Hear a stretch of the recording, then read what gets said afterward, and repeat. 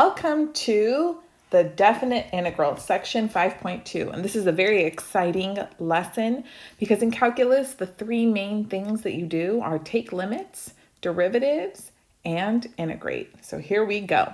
From the previous section in 5.1, definition 2 gave the following limit for computing exact areas under the graph of f of x on the interval from a to b.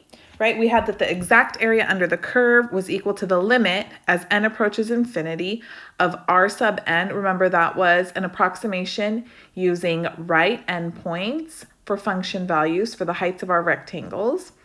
And that ended up giving us the limit as n approaches infinity of the sum I equals 1 to n of delta x. Remember, that was the base or the width of each rectangle, times f of xi, the function value at the right endpoint, which would give us the height of the rectangle. And remember, we took the limit as n goes to infinity. We wanted infinitely many rectangles. That way we had zero error from overestimating or underestimating.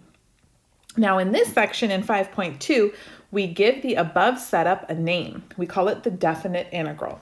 And we can write it as follows. The integral from a to b of f of x dx is equal to the limit as n approaches infinity of the sum I equals 1 to n of delta x times f of x sub I star. Remember, x sub I star represents any partitioning of the interval from a to b, taking either right endpoints, left endpoints, midpoints, or something else perhaps. And we can say that the definite integral is equal to this limit provided the limit exists. So that would mean the function's integrable. And x sub I star is any point in each of the subintervals. Okay, so here, what is this long elongated s? This is the integral sign.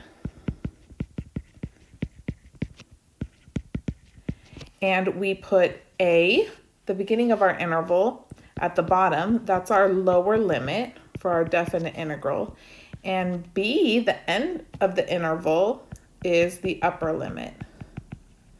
The function that we're integrating, f of x, goes here. We call that the integrand. And then delta x is replaced with dx when we write a definite integral. Okay?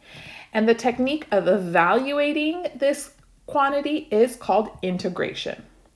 Now notice from definition 2, the area underneath the curve is equal to the limit as n approaches infinity of the sum I equals 1 to n delta x times f of xi. And we call this quantity right here the Riemann sum. So we call this the Riemann sum. Without taking the limit, that Riemann sum is not the exact area under the curve. Now, when we're talking about area, perhaps a new concept for us is that if the region lies below the x-axis, its area will have a negative sign. So area above the x-axis that you can see that's shaded here in green is positive area, and then area that's below the x-axis is negative. And this will work itself out naturally because when you evaluate the function, so you're making rectangles like we did, right? That would have a negative height. So it would come out to be a negative signed area. All right. The net area is going to be the sum of both the positive and negative areas underneath the curve. Now let's look at some properties of the integral. We have 8 to consider. The first one is that the integral from a to b of c, a constant function, dx, is equal to c times b minus a. Let's see why that's the case. Now, if my function f of x is equal to c, some constant, what would its graph look like? Well, a constant function, just think it's y equals c. It's just a horizontal line, right? So I don't know, let's put c right here. So here's y equals c, my function. And say I want the area underneath the curve from a to b. So I want the area underneath y equals c from a to b, this area. Well, how would you compute it? Well, it's just a little rectangle, isn't it? So you would do base times height. Well, the base is b minus a, and the height is c. And oh my goodness, that's precisely what we have right here, c times b minus a. So that first property should make perfect sense. Next one is if you have the definite integral from a to b of a constant times a function. Notice you can take that constant and pull it outside the integral. This is very useful later on when we start evaluating definite integrals because it'll make simplifying and your work a lot more simple and clean. Okay, you can also distribute a definite integral across addition as well as subtraction. And then property 5 is rather exciting. The integral from a to c of f of x dx can be written as the integral from a to b of f of x dx plus b to c of f of x dx. Let me illustrate property 5 for you. Okay, so say you have a function, and looking at the left-hand side here, I don't know, let's say this is f of x. Great. So here's a, here's c. And I want the area underneath the curve from a to c. Okay, I want this whole area. Well, I can write it as the sum of the area underneath the curve from a to b, that would be this part here, plus the area underneath the curve from b to c, that would be that part there. And that graphically makes sense to us. And what's even more exciting is that b doesn't necessarily need to be between a and c for this property to work. And I'll let you play around with that later on.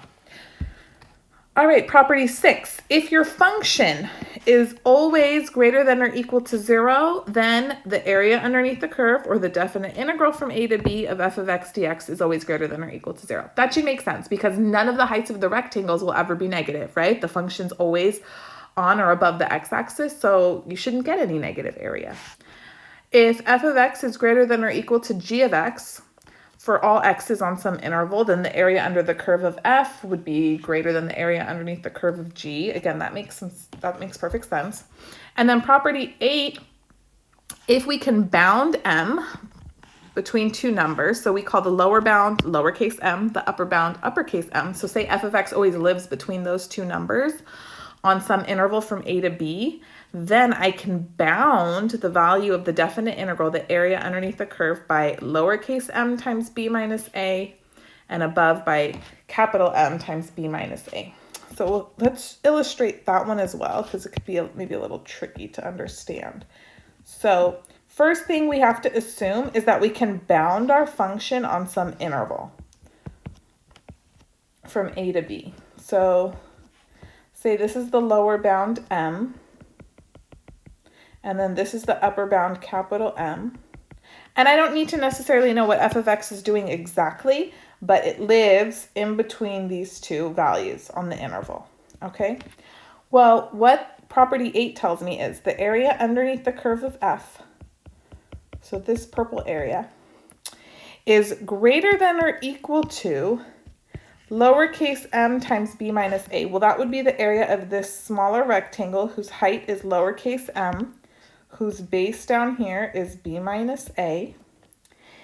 And it's also less than or equal to capital M times b minus a. Well, that would be the area of this larger rectangle here, right? So we're not saying what the exact area underneath the curve of f of x is, but I'm just saying I know it's between the larger light blue rectangle and the smaller lavender rectangle. All right, so just make sure you're familiar with those properties. They're going to come into play later on. Let's look at some examples of evaluating Riemann sums. So consider the following function, f of x, which equals sine x, on the interval from 0 to 3 pi over 2. So we're going to find the Riemann sum with 6 terms. So in this case, n is finite, n equals 6, taking sample points to be the right endpoints. All right, so remember the Riemann sum with 6 terms, you can write it as delta x, that's the base, times the height of the function at each of the 6 points. Now, in order to determine what each of these needs to be, first I have to figure out what delta x is going to be. And remember, delta x is equal to b minus a over n, which is equal to, well, here's a, it's 0. Here's b, it's 3 pi over 2. So 3 pi over 2 minus 0 over 6 is going to give me pi over 4. So that's delta x. And all you need to do is really just draw out the interval. So here's the interval from a to b. Here's 0. Here's 3 pi over 2. And I'm going to break it up into 6 subintervals, each of whose width is going to be pi over 4. So this is pi over 4. This is 2 pi over 4, aka pi over 2. This is 3 pi over 4. This is 4 pi over 4. And this is 5 pi over 4. And since I'm taking sample points to be right endpoints, that means I'm going to evaluate the function at pi over 4, pi over 2, 3 pi over 4, pi, 5 pi over 4, and 3 pi over 2. You should always end with b if you're taking right endpoints. So this is x1, this is x2, x3, x4, x5, and x6. Lovely. So the Riemann sum with 6 terms is going to turn out to be pi over 4 times, we're going to have f of x1 was pi over 4 plus f of pi over 2 plus f of 3 pi over 4 plus f of pi plus f of 5 pi over 4 plus f of 6 pi over 4, which is 3 pi over 2, okay? And then remember, our function is sine of x, so you can just substitute this all into your calculator, and you get approximately 0.5554. So we're rounding to 4 decimal places today. Awesome. So we've completed part A, 6 terms, right endpoints.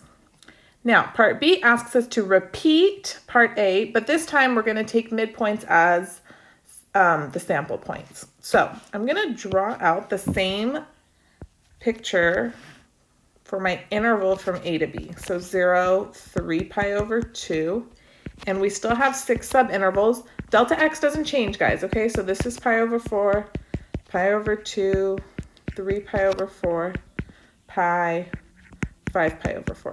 This time, though, they want me to use the midpoint of each subinterval as my sample point, as where I'm going to evaluate the function. That's going to be my x1, x2, and so forth. So what's halfway between 0 and pi over 4? It's pi over 8. What's the next point? Well, you can just keep adding delta x. You can just keep adding pi over 4, which is 2 pi over 8. So this would be 3 pi over 8. Then this is 5 pi over 8. 7 pi over 8. Keep going. 9 pi over 8. And then 11 pi over 8. All right, and make sure you have 6 points. Looks good. So now taking midpoints as sample points, we would have the base, pi over 4, times, I could write f of pi over 8, or in this case, let's just write sine of pi over 8 plus sine of 3 pi over 8 plus sine of 5 pi over 8 plus sine of 7 pi over 8 plus sine of 9 pi over 8, one more, plus sine of 11 pi over 8. And this is all I would need to see on an exam. From there, you can just substitute everything into your calculator, and this comes out to about 1.0262. All right. Now, as far as what to call this, this is the Riemann sum using midpoints, right, as sample points, and we had 6 subintervals. And the previous example, we took right endpoints, and we had 6 subintervals. So if you see it written that way, that's exactly what it means. So the subscript tells you what n was, how many subintervals there were, and R for right endpoint, M for midpoint, and you could guess L for left endpoint. Okay, let's look at one more example, pretty similar to this. Use midpoints with the given value of n to approximate the integral. Okay, so in this case, we have to kind of peel away from the notation and figure out what's going on. So remember that lower limit, that's what a is equal to. Then here, this upper limit, that's what b is equal to. My function f of x is the integrand right there. and they've told me n is equal to 4. So I'm going to start the same way as always. You find delta x first, which is b minus a over n. In this case, that's going to be 10 minus 2 over 4, so 8 over 4, which is 2. All right, now you can draw up that same little line segment starting at A, ending at B. So we're going to go from 2 to 10. I have 4 subintervals, each of whose width is 2. So 2, 4, 6, 8, 10. Now in this case, they want me to use midpoints to approximate the integral for my function values. So the midpoint of 2 and 4 would be 3. Midpoint of 4 and 6 is 5. 6 and 8 is 7. And 8 and 9 is 10. And in this case, they didn't tell me to find a Riemann sum. They want me to approximate the integral, approximate the area underneath the curve. So I'm going to write out my answer a little differently. I'm going to say the area is approximately equal to, because remember, I'm taking a finite number of rectangles, so this is going to have some error. It's approximately equal to the sum, I equals 1 to 4, right, since we have 4 subintervals, of delta x times f of x sub I. So we're going to have 2 times, that's the delta x, f of x1 is f of 3, plus f of x2 is f of 5, plus f of 7, plus f of 9, okay? And then now you can go back and look, all right, what was f of x? Well, f of x was square root of x cubed plus 1. So this is going to be 2 times square root of 3 cubed plus 1, plus square root of 5 cubed plus 1, plus square root of 7 cubed plus 1, plus square root of 9 cubed plus 1.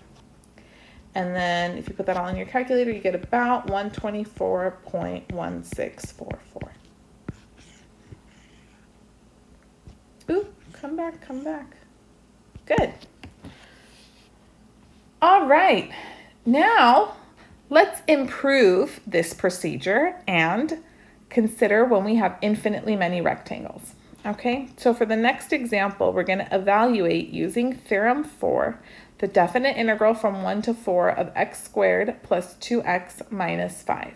So theorem 4 tells me that the definite integral from a to b of f of x dx is equal to the limit as n approaches infinity of the sum I equals 1 to n of delta x times f of x sub I. So this is the limit I'm going to evaluate in order to compute this definite integral.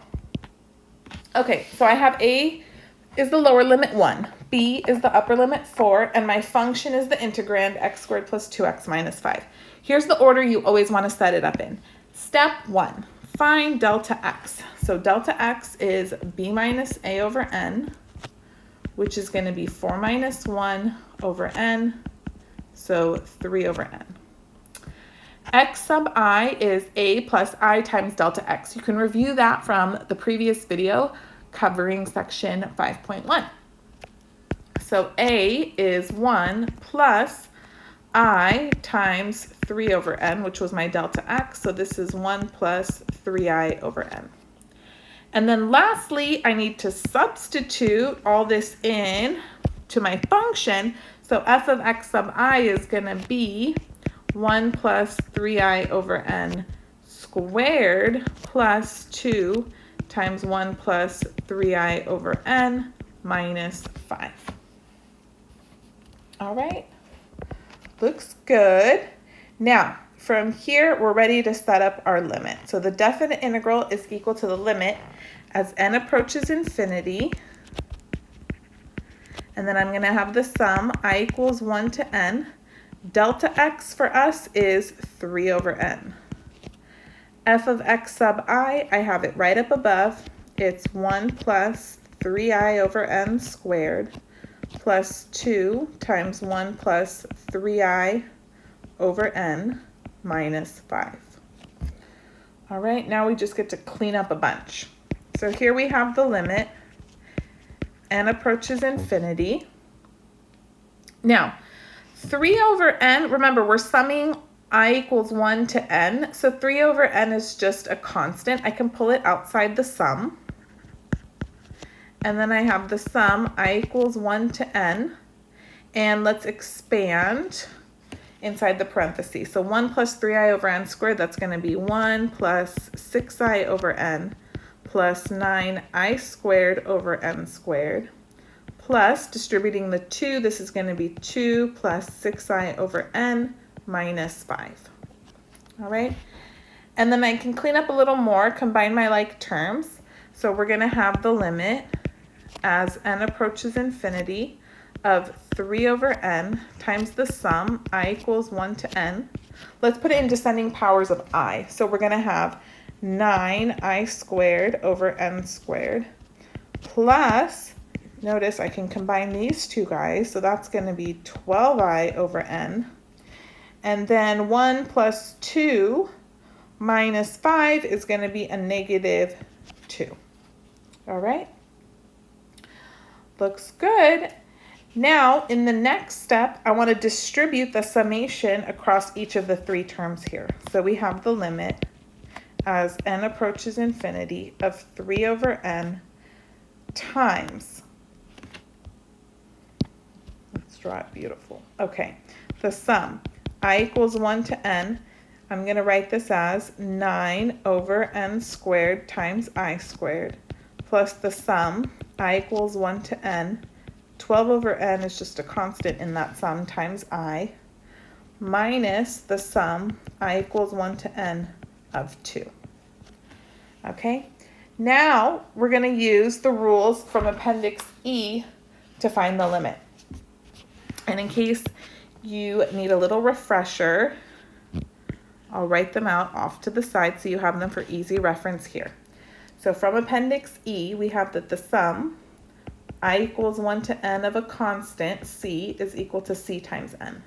The sum I equals 1 to n of I to the first power is n times n plus 1 over 2. I'll tell you a little story about Gauss if you watch the Appendix E video.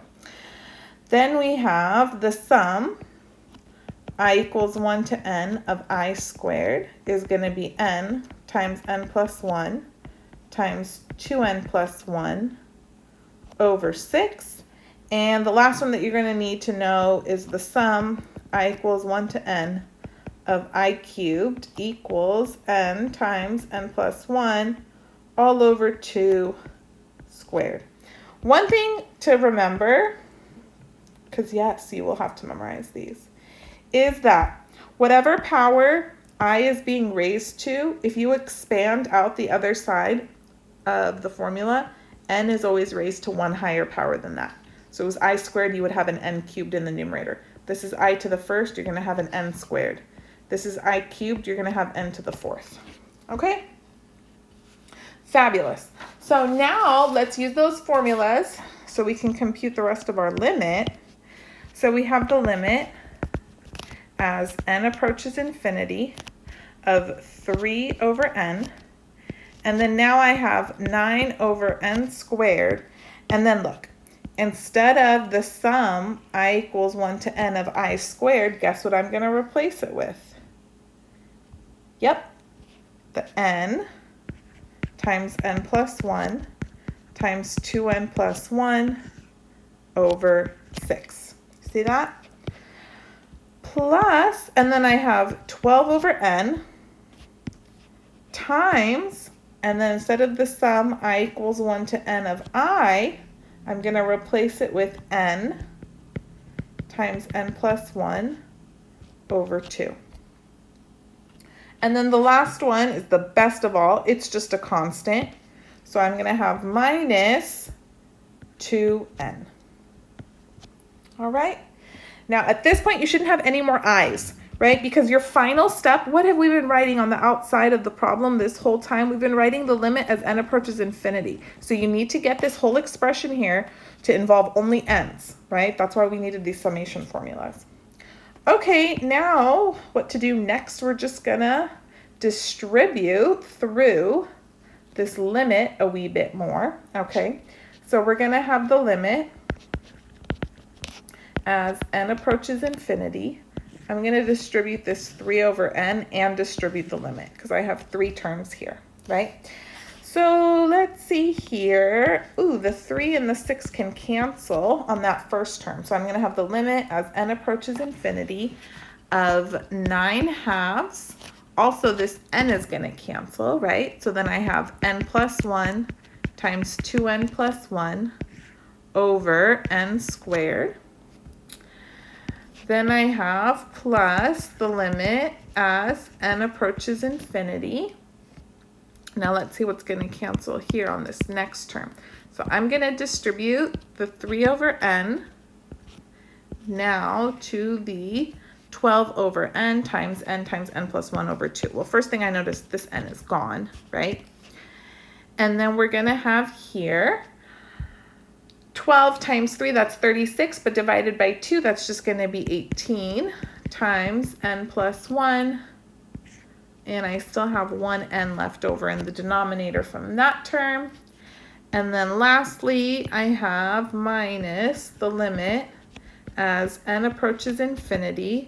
Now look, if I distribute 3 over n to the 2n, the n's are going to cancel, so I just have 6 here. All right? Good. So now let's evaluate each of these limits. So I have the limit as n approaches infinity. I have 9 halves times, if I multiply out the numerator, I'm going to have 2n squared plus 3n plus 1 over n squared plus, and then this is going to be the limit as n approaches infinity, 18n plus 18 over n minus the limit as n approaches infinity of 6. Now let's go through term by term. For the first term here, this first limit, the highest power of n in the numerator is squared, and the highest power in the denominator is the same. So if I divide out by n squared in the numerator and denominator, I'm just going to be left with the ratio 2 over 1 and the 9 halves, right? So 9 halves times 2 is just going to be 9. Plus, now let's move to this next limit here as n goes to infinity. Same thing, you can divide by n, and then you're just going to be left with 18 divided by 1, so plus 18. And then the last one should be your favorite. It's just a constant, so it's minus 6. So this is 9 plus 18 minus 6, which is 21. And that is the exact area underneath the curve given above on the interval from A to B, which in this case was 1 to 4.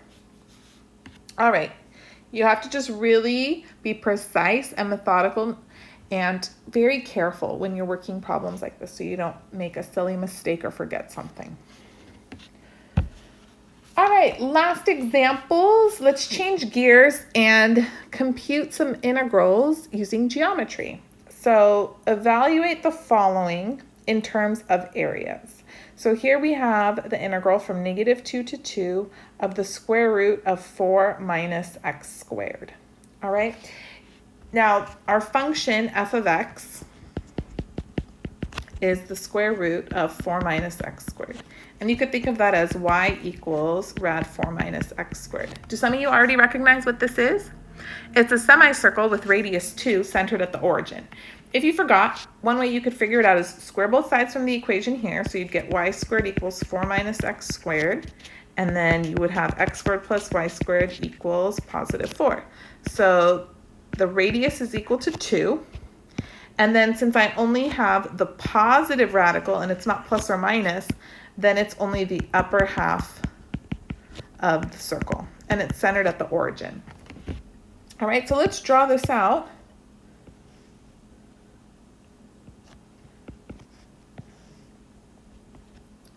Remember, this lower limit is A and this upper limit is B. And they correspond nicely to what the radius is. Here's x, here's y. And here's my function, okay? And so what the integral is asking me for is the area underneath the curve. This is y equals rad 4 minus x squared from -2 to 2. Well, I can just take half of the formula for the area of a circle, which is pi r squared. I'm going to divide that by 2. So that's going to be pi times the radius was 2 squared divided by 2, which is 2 pi. All right. Later on, when you get to calculus 2, you'll figure out how to evaluate that integral without using geometry, just directly. All right, last one. Evaluate in terms of areas. Again, as a hint, use geometry. So we have the definite integral from -1 to 3 of the function 3 minus 2x dx. So f of x, or y, equals 3 minus 2x. Well, what's that graph of? That's just a line, right? Y equals -2x plus 3. Y-intercept is 3, slope is -2. So I already know the y-intercept is 3. What's the x-intercept? Well, if I set this equal to 0, then I get x equals 3 halves. So 3 halves, 0, and 0, 3. So let's draw ourselves a nice little graph. And my limits of integration are from -1 to 3. So you know what? It's a good idea to know what the function is equal to at each of those endpoints. So we have the most precise graph possible. So f of -1, that's going to be 3 plus 2, so 5. And then f of 3, that's going to be 3 minus 6, so -3. Great. 1, 2, 3, 4, 5. Y-axis, x-axis. Always label that. 1, 2, 3. 1, 2, -3. 1, 2, 3. That was just for fun. Okay, so let's fill in what we have.